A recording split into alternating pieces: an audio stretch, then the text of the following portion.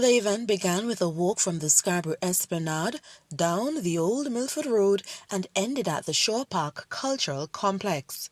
The secondary school boys in attendance were able to hear from speakers like Shamari Hector, Assistant Secretary in the Division of Community Development, Enterprise Development and Labour.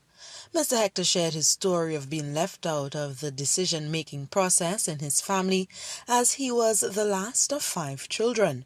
He said it's because of this he pushed and found his own voice. And I would talk up and I would talk up and I would get involved in student council and I would get involved in the guild and I would get involved in being a prefect and I would get involved in all these things because I wanted to be a part of the decision-making process that navigated, influenced and instructed the course of my life and my development, because I grew up in an age where little children ought to be seen and never heard, but we now live in a world that liberates the young man and says, boys, speak up.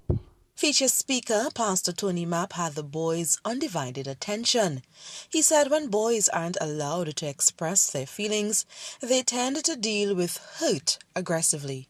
Don't be afraid to talk about your feelings and to say, I'm hurt by this. I'm disappointed in you. You should have done something different to this. I feel disappointed. When you learn to talk a feeling, when you get married, you start to practice the same thing. You say to your wife, girl, I feel disappointed. Because this is the 3rd evening you said that you're going to be on time and you're late again. And it's hurting me. It's affecting me because I have other plans. I have things I want to do, girl. I hope you're understanding me. You could talk about your feelings. And you say, you should be from anybody. No, you don't get to that place because you're accustomed to expressing your feelings. He said boys must also understand the difference between truth and fact. The fact is, I might have been by her house last night, but the truth is that I didn't kill her.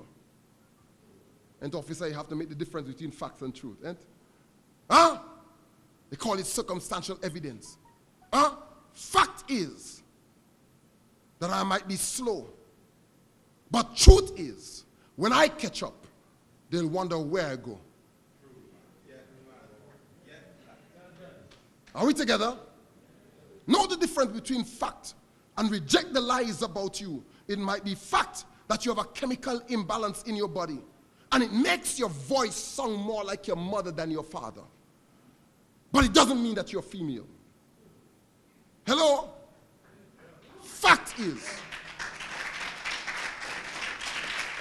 The theme for this year's commemoration was Boys Speak Up.